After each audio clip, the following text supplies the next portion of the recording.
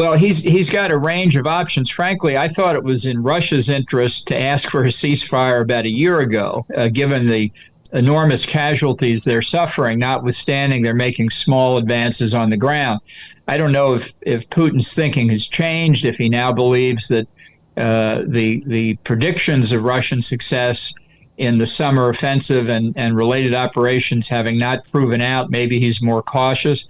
But I think his main thrust here will be to get Trump back on his side and to put Zelensky and Ukraine in a very difficult position of looking like they're the ones, in Trump's mind, who are obstructing Trump's effort to make peace and get the Nobel Peace Prize. And that's really what this is about. Trump hasn't switched his views to become pro-Ukraine. This is about Donald Trump's long known desire to get a Nobel Peace Prize. And from your perspective, could this meeting between U.S. President Trump and Russian dictator Vladimir Putin, could this meeting be not the final one, but the first one as a part of a wider negotiations between U.S. and Russia? Yeah, I think it would be hopelessly naive to think that this is going to be resolved in one meeting between the two of them, or even one meeting between the three, Zelensky, Putin, and Trump, which Trump is predicting. Of course, he said a long time ago he would just get the two leaders in a room and resolve the whole thing in 24 hours. That isn't going to happen either. And remember, in Trump's first term, he met with North Korean dictator Kim Jong-un 3 times on the North Korean nuclear weapons program, and nothing was accomplished in any of those 3 meetings. So meetings produce a lot of press attention. We don't know yet where it will be held. That in and of itself will be a big story. I heard a rumor today that it might even be in the White House, which would be a huge mistake on our part if we did that. But I think Trump and Putin both don't see this meeting as really leading to a resolution. I think from Putin's point of view, as I've said, more repairing his relationship with Trump and putting the absent Zelensky on the defensive. From your perspective, what are the main reasons behind Trump's willingness to meet with Putin next week? Did Putin promise something to Mr. Witkoff during the recent negotiations? Did he show his intention to reach the ceasefire in the air, as it was reported by Bloomberg, or it was just only willingness of Trump to do so after so-called successful negotiations in Moscow? I think Putin has given Witkoff something to bring back with him. If they had more to talk about, Witkoff would have stayed in Moscow, but he had a 3-hour meeting, which really, considering translation, is an hour-and-a-half meeting. That's not a long time as these things go. So I think he is carrying a message to deliver to Trump, and we'll find out in due course what it is. It's said that actually Putin requested the meeting. I think that makes sense, although he knew Trump really would be open to it, and it suggests that Putin has been thinking about how to deal with the problem he's created with Trump by pushing too far, by presuming too much, and so I'm very worried that the Russians hope to grab the advantage of taking control of the narrative at this meeting, at least going forward in the near term. Do you feel that Vladimir Putin has understood that he has overplayed his hand several weeks ago during this long phone calls between Trump and Putin, and his actions lead to Trump's frustration? Yes, I think he does at this point. It's not clear to me whether Putin made this mistake unintentionally, whether he did it, he pushed the envelope as far as he could to see how much he could get away with, or he just did it intentionally because he didn't care. I think we can conclude now that he does want to repair things between him and Trump if he can. So I'm sure he's given a lot of attention to how to do that. You know, he was never going to say to Trump, I plan to fight this war until Ukraine is once again part of the Russian Empire. He's going to say he wants peace. And that's why I think presenting either a full-fledged peace plan or at least some kind of interim agreement proposal that would mitigate some of the ongoing hostilities would put him in a good light with Trump. I don't think that means Putin is back down on his ultimate objectives at all. I think this is part of a charm offensive with an audience of one, and that's Donald Trump. And could these negotiations lead to a full ceasefire until the end of this year, from your perspective? Well, I would be doubtful of that. I think there are too many complexities here. When people first heard the phrase ceasefire in the air in the United States, they thought, well, that would protect Ukraine from attacks on civilian infrastructure and civilian populations that Russia has been waging. But it would necessarily also preclude long-range strikes inside Russia of the kind Ukraine has perfected. And to me, maybe even more concerning is if the drone operations of both sides had to cease, I think that would disadvantage Ukraine potentially the worst.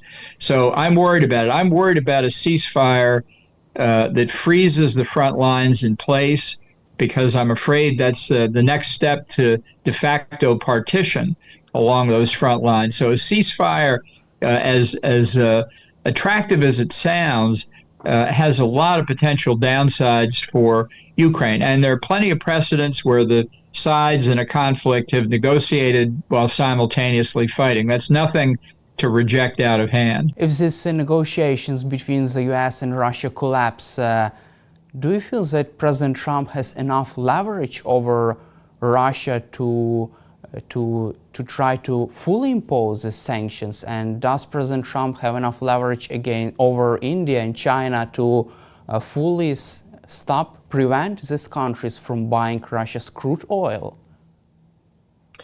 I think if this potential round of negotiations collapses, then Donald Trump will not have many other options other than to impose more sanctions on Russia, and certainly trade sanctions on India with regard to buying Russian oil. And he'll have to decide what he's going to do with China, whether he's going to risk the relationship that he has with China and put more pressure on President Xi of China by imposing trade sanctions on China to deter them from buying Russian oil. So there's a lot at stake on whether these negotiations begin, whether they succeed, or whether they collapse.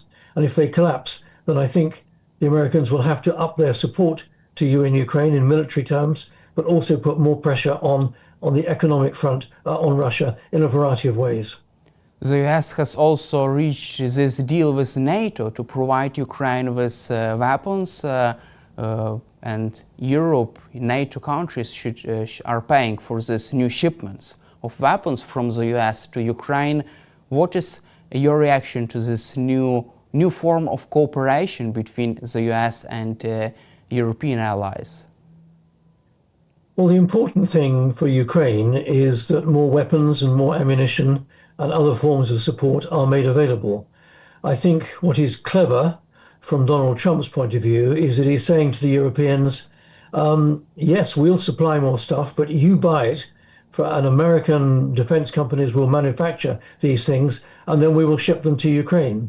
So from Donald Trump's point of view, if he goes down that track, he will feel he's doing the right thing by making more support available to Ukraine, but he will also feel that economically he's doing the right thing by persuading European countries to buy American defense equipment, and that then be given to Ukraine.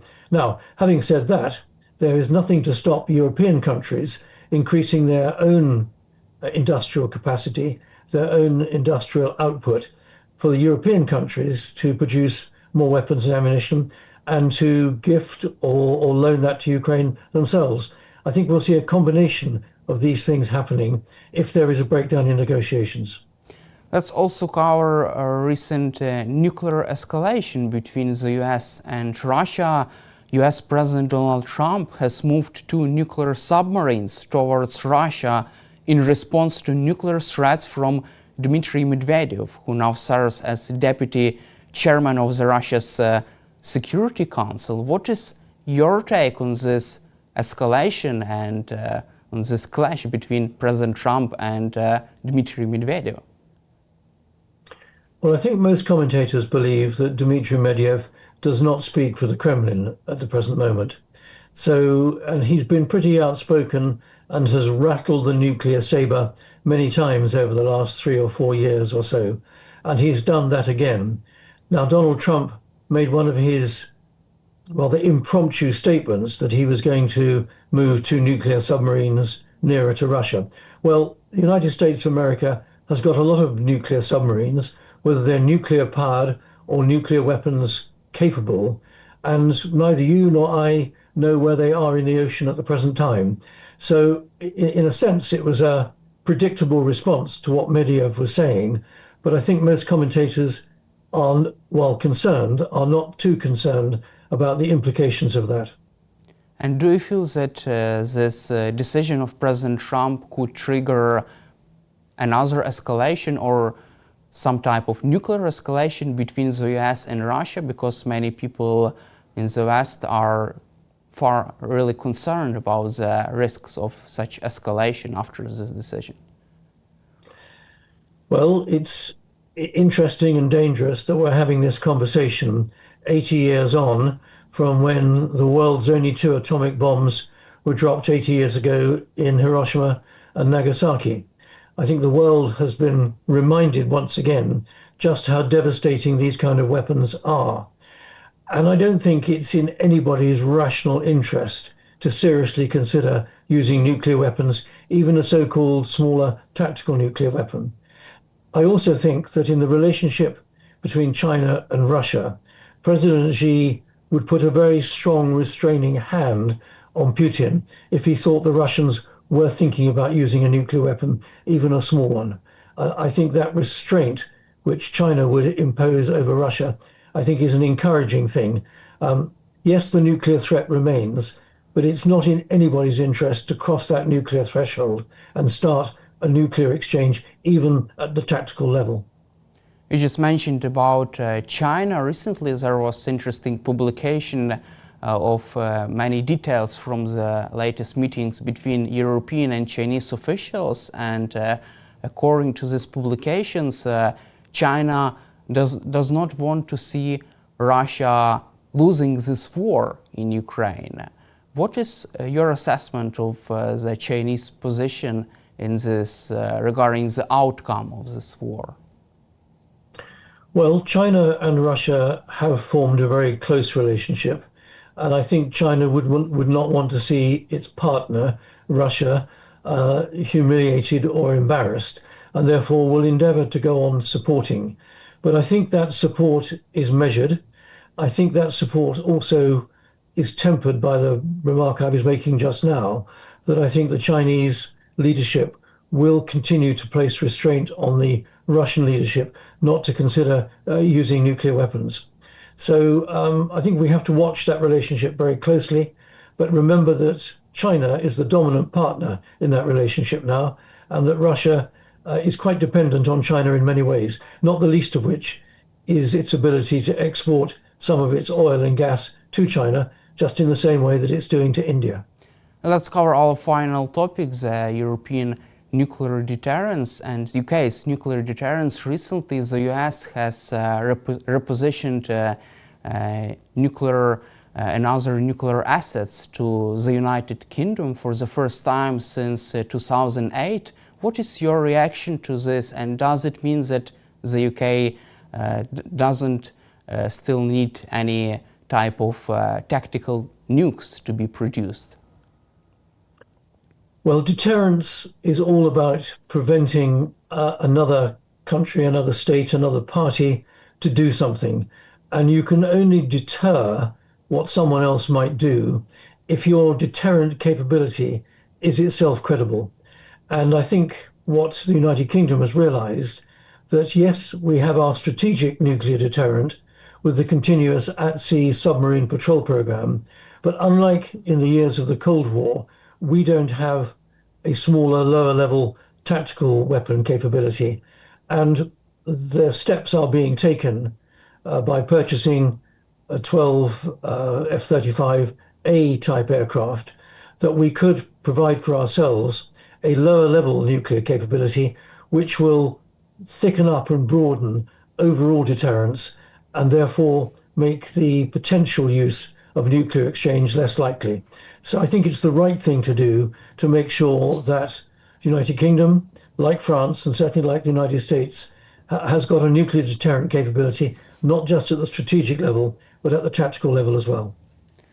And also, what is your assessment of the current state of relations between the UK and the US and other NATO allies? Is Trump's administration is back committed to European security? Right now, there have been lots of discussions about the possibility of withdrawal of the US troops from Europe. It seems like these discussions are now being on a lower level. What is your take on that? Well, this is all part of the wider discussion that's been going on for some time. President Trump is right insofar as European countries need to take a greater share of responsibility for our overall security. That's the security of Europe, including the security of Ukraine. But what is absolutely fundamental to NATO is that even if the United States is going to do less in Europe, we must keep the United States as part of NATO. That is extraordinarily important. So the balancing act that's got to be performed successfully by European leaders is to show that they are determined to play their full part in the security of Europe, allowing the allowing the Americans to focus more widely elsewhere, particularly in the Middle East and in the Indo-Pacific, in order to keep the Americans engaged, but recognize that America may do less to contribute towards European security and that we Europeans must do more for ourselves.